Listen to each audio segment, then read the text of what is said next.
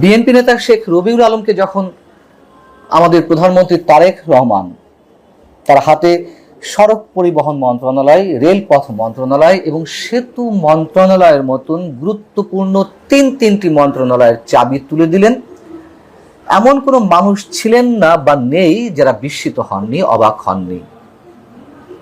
এবং অনেকে কারণ খুঁজতে দাঁড়িয়ে গেলেন যে শেখ রবিউল আলমের মতন মধ্যম সারির একজন নেতাকে কিভাবে এমন গুরুত্ব সব মন্ত্রণালয়ের দায়িত্ব দেওয়া হলো। বিএনপির মধ্যে আর কোনো অভিজ্ঞ কিংবা সিনিয়র নেতা কি নেই যে যাদেরকে এই মন্ত্রণালয়গুলো ভাগ করে দেওয়া যেত না? এবং শেখ রবিউল আলম এসব মন্ত্রণালয়ের দায়িত্ব পাওয়ার পর থেকে যে ধরনের কথাবার্তা বলছেন, মন্তব্য করছেন, স্রেফ মানুষের সঙ্গে তামাশা। এবং এরকম কয়েকজন মন্ত্রী অন্তত বিএনপি সরকারের এই মেয়াদে থাকলে তারেক রহমান সরকারের পতনটা খুব বেশি কঠিন হওয়ার কথা নয়। এই ঈদকে কেন্দ্র করে মহা কিছু ঘটিয়ে দেওয়া হবে এমন সব নির্দেশনা জারি করা হলো। অতিরিক্ত ভাড়া আদায় করা হলে রুট পারমিট বাতিল করা হবে, জেল জরিমানার হুমকি দেওয়া হলো। কিন্তু বাস্তব ক্ষেত্রে এর প্রয়োগ খুবই সামান্য। বরং কাজে কাজ তো কিছুই নয়, সাধারণ মানুষের সঙ্গে যেন একের পর এক তামাশা করে চলেছেন শেখ রবিউল আলম।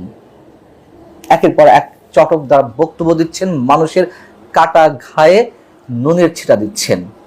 গত বছরের তুলনায় এবার ঈদ যাত্রাকে কেন্দ্র করে গণপরিবহনে ভাড়া আদায়ের ক্ষেত্রে যে শুধু মহোৎসবই চলছে তাই নয়, বরং গত 20 বছরের মধ্যে এবার নৈরাজ্য সৃষ্টির ক্ষেত্রে রেকর্ড সৃষ্টি করা হয়েছে এমন দাবি বাংলাদেশ যাত্রী কল্যাণ সমিতির। তারা রীতিমতো সংবাদ সম্মেলন করে নানান ধরনের তথ্য উপাত্ত আমাদের সামনে তুলে ধরেছে।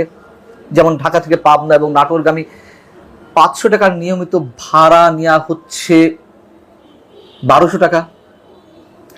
ঢাকা থেকে রংপুরের 500 টাকার ভাড়া 1500 টাকা। ঢাকা থেকে ময়মনসিংহের 250 টাকার লোকাল বাস ভাড়া নেওয়া হচ্ছে 600 টাকা। অন্যান্য রুটে কোনো কোনো ক্ষেত্রে 250 টাকা জায়গায় 750 টাকা পর্যন্ত নেওয়া হচ্ছে।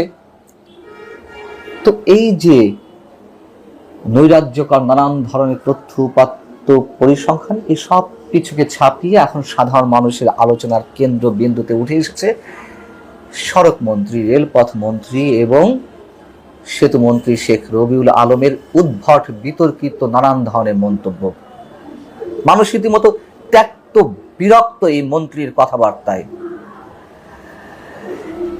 এবারে ঈদযাত্রায় যে ভাড়া দ্বিগুণ তিনগুণ নেওয়া হচ্ছে, 20 বছরের রেকর্ড সৃষ্টি করা হয়েছে, নৈরাজ্য সৃষ্টি করা হয়েছে, এই সব কিছুকে অস্বীকার করে শেখ রবিউল আলম কি বলছেন একটু আপনাদের সামনে তুলে ধরি। তিনি যাত্রী কল্যাণ সমিতির এসব তথ্যকে চ্যালেঞ্জ জানিয়ে তিনি বৃহস্পতিবার গাবতলী, মহাখালীর বিভিন্ন বাস টার্মিনাল পরিদর্শন করলেন, যাত্রীদের সঙ্গে কথা বললেন এবং সাংবাদিকদের প্রশ্নের জবাবে এক পর্যায়ে তিনি বলছেন, এবারে ঈদে যাত্রীদের কাছ থেকে কোনো বাড়তি ভাড়া নেওয়া হচ্ছে না, বরং কোনো কোনো ক্ষেত্রে নির্ধারিত ভাড়ার চেয়ে অনেক কম নেওয়া হচ্ছে। কেমন কম নেওয়া হচ্ছে তারও একটু উদ্ভট ব্যাখ্যা তিনি তুলে ধরেছেন। তিনি বলছেন যে সাধারণত চার্টের চেয়ে কম ভাড়ায় বাস স্টপেজ থেকে যাত্রীরা গিয়ে অভ্যস্ত। তালিকায় টাঙানো নির্ধারিত ভাড়ার চেয়ে নাকি যাত্রীদেরকে কম টাকায় নেওয়া হয়। এটি কবে, কোন কোশ্চিনকালে নেওয়া হলো আমাদের মনে পড়ে না, এমন কোনো রেকর্ড অন্তত আমাদের চোখ পড়ে না। তিনি বলছেন যখনই যাত্রী চাপ কম থাকে তখন চার্টের চেয়েও কম ভাড়ায় বাস মালিকরা যাত্রী নেন। এখন চার্টের নির্ধারণ ভাড়াটাই নেওয়া হচ্ছে। যেসব যাত্রী কম ভাড়ায় যেত বা গিয়ে অভ্যস্ত তাদের কাছে মনে হচ্ছে ভাড়া বেশি নিচ্ছেন মালিকরা। বুঝুন অবস্থা। মানে আমাদের এই মন্ত্রীরা সবসময় এই যে পরিবহন মালিকদের পক্ষ নেবে, তারা সড়ক পরিবহন ফেডারেশনের পক্ষ নেবে, সমিতির পক্ষ নেবে, সাধারণ মানুষের পক্ষে থাকবে না। তিনি আবার বলছেন যে মাঝপথের যাত্রীদের কাছ থেকে গন্তব্যস্থলের পুরো ভাড়া আদায় করাটাও যৌক্তিক। যেমন ধরুন ঢাকা থেকে সিরাজগঞ্জের বাসে উঠলো, টাঙ্গাইলে নামবে কোনো এক যাত্রী, তার কাছ থেকে পুরো ঢাকা সিরাজগঞ্জের ভাড়া নেওয়া হবে, এটিও নাকি যৌক্তিক। তার কারণ বাসের ভাড়া নির্ধারিত হয় পূর্ণ রুটের ব্যয়ের উপর ভিত্তি করে। কোথায় পেয়েছেন উনি এটি? যখন ঢাকা থেকে খুলনায় কোনো গাড়ি আসে তখন তিনি কি গোপালগঞ্জের পর্যন্ত যে ভাড়া, মানে সেটি খুলনা ঢাকার পুরো ভাড়াটা নিয়ে নেবেন? এমন তো হয় না, অথচ তিনি যুক্তি দিচ্ছেন। এর আগে এই মন্ত্রী শপথ নেওয়ার পরপরই তুমুল বিতর্কের সৃষ্টি করেছিলেন যে সড়ক বা টার্মিনালে যা ঘটছে, যেসব চাঁদাবাজির ঘটনা ঘটছে, সেগুলো আসলে চাঁদাবাজি নয়, সেগুলো সমঝোতার ভিত্তিতে নেওয়া হচ্ছে। সমঝোতার ভিত্তিতে যে টাকাগুলো তোলা হয় সেটি নাকি চাঁদা নয়, সেটি শ্রমিকদের কল্যাণে নাকি ব্যয় হয়। অথচ আমরা দশকের পর দশক ধরে যা জেনে এসেছি সব ভুল, সব মিথ্যা। রেলপথেও হাহাকার চলছে, চরম অব্যবস্থাপনা দেখা দিয়েছে আমাদের সামনে, তারপরেও সেগুলোর পক্ষে সাফাই গাইছেন তিনি। অনলাইন সার্ভার শক্তিশালী করার ঘোষণা তিনি দিলেন। ঘোষণা দেওয়ার 5 মিনিটের মধ্যেই সাইট অচল হয়ে পড়ায় সাধারণ মানুষ ক্ষুব্ধ হয়ে উঠলেন। উত্তরবঙ্গগামী বিভিন্ন ট্রেন 5 থেকে 10 ঘন্টা বিলম্বে ছাড়ছে, শিডিউল বিপর্যয় দেখা দিল। এবং এটি নাকি যাত্রীদের নিরাপত্তার জন্য এই ডিলেগুলো হচ্ছে, বিলম্বগুলো ঘটছে। ট্রেনের ছাদে ভেতরে তিল ধারণের জায়গা নেই। এসির বগিতে দাঁড়িয়ে থাকা যাত্রীদের কারণে যারা টিকিট কেটেছেন সেই যাত্রীরাও সেখানে ঢোকার সুযোগটুকু পাচ্ছেন না, বসার জায়গা পাচ্ছেন না। এই ব্যক্তি তো নির্মাণ ব্যবসা করতেন, তাই না? ডেভেলপারের ব্যবসা করতেন। সেই ব্যক্তি এখন সড়ক পথ, রেলপথ, সেতু মন্ত্রণালয়ের দায়িত্বে। এবং তার ব্যক্তিগত বিষয় আমি এখানে আলোচনা করতে চাই না, অনেক কিছুই আপনারা জানেন। তাকে নিয়ে মানুষের যে মন্তব্য, সেগুলো তারেক রহমানের জন্যই বিপজ্জনক। যেমন ফেসবুকে অনেক ধরনের কথাবার্তা লেখা হচ্ছে, অনেক ধরনের কমেন্ট চলছে করা। আমি একটি কমেন্ট শুধু পড়ি। একজন লিখছেন যে রাস্তায় যখন মানুষ ভাড়ার নৈরাজ্যে দিশেহারা, স্টেশনে যখন মানুষ ট্রেনের টিকিটের জন্য হাহাকার করছে, তখন মন্ত্রী মহোদয় ফিটফাট সুটেড বুটেড হয়ে টার্মিনালে গিয়ে তামাশা করছেন। অথচ বর্তমান প্রধানমন্ত্রী তারেক রহমান সাধারণ পোশাক পরে মানুষের দোরগোড়ায় যাচ্ছেন, সমস্যার সমাধান করছেন, যা জনমনে আশার আলো জাগাচ্ছে। মন্ত্রীর উচিত হবে, এই সড়ক মন্ত্রীর উচিত হবে দম্ভ ত্যাগ করে প্রধানমন্ত্রীর এই জনবান্ধব আদর্শ অনুসরণ করা, নতুবা সরে দাঁড়াবেন না। তাদের হাত অনেক লম্বা বিধায় বিএনপির মধ্যে, দলের মধ্যে অনেক অভিজ্ঞ এবং সিনিয়র নেতা থাকা সত্ত্বেও শেখ রবিউল আলমদের মতো মানুষদেরকে এমন গুরুত্বপূর্ণ তিনটি মন্ত্রণালয়ের দায়িত্ব তুলে দেওয়া হয়, আর তারা সার্কাস দেখান, তামাশা করেন। বরং আমাদের হয়তো দেখতে হবে এসবের চেয়েও আরো গুরুত্বপূর্ণ কোনো মন্ত্রণালয়ের চাবি এই রবিউল আলমদের হাতে গিয়ে পৌঁছাচ্ছে। কিন্তু আখেরে মানুষের ঠিকই কষ্ট হবে, চরম মূল্যটা সম্ভবত দিতে হয় এরকম দলকে এবং দলীয় প্রধানদেরকে। আসসালামু আলাইকুম দর্শক, ঈদ মুবারক।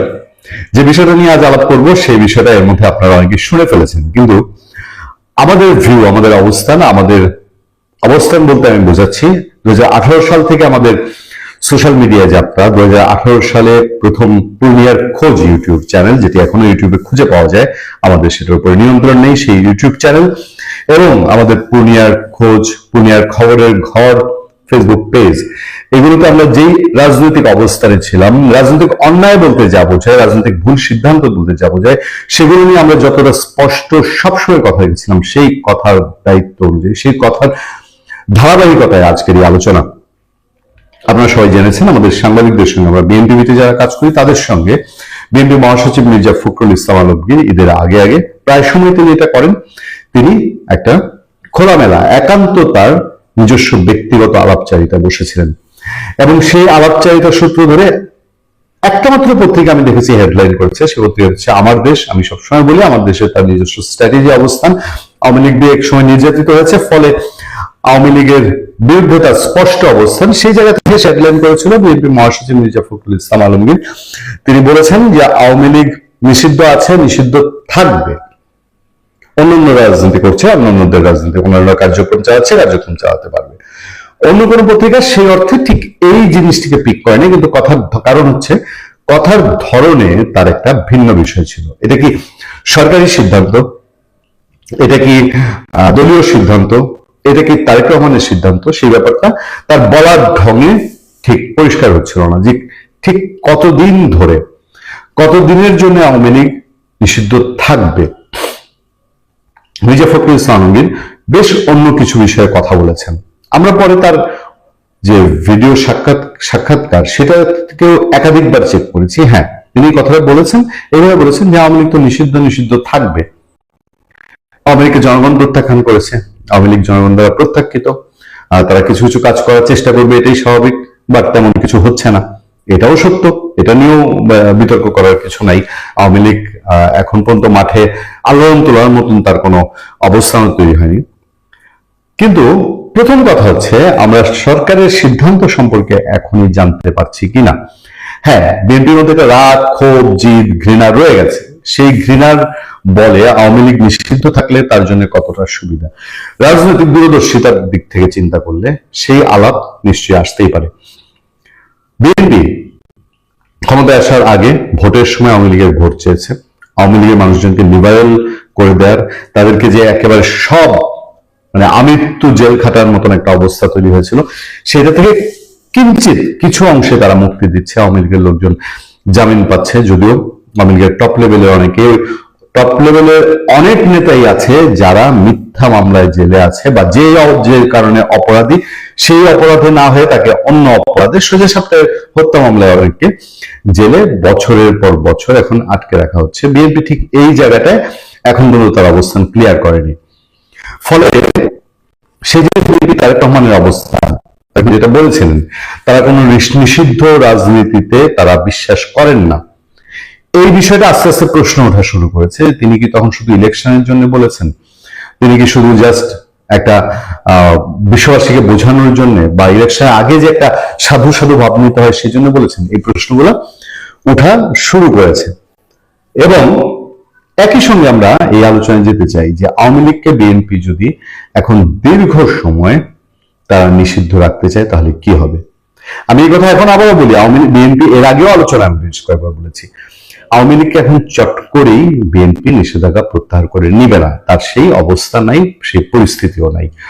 এটা ধীরে স্থিরে একটা পরিকল্পনার বিষয়। তবে চূড়ান্ত সিদ্ধান্ত দেওয়া আওয়ামী লীগ নিষিদ্ধ আছে, নিষিদ্ধ থাকবে, আজীবনকাল থাকবে, এটা জামাতের চাপে হোক, এনসিপির চাপে হোক, বা 5 আগস্ট 24-এর মেটিকুলাস ডিজাইনের পার্টও যদি এটা হয়ে থাকে, সেটা বিএনপির জন্য কতটা ঝুঁকিপূর্ণ।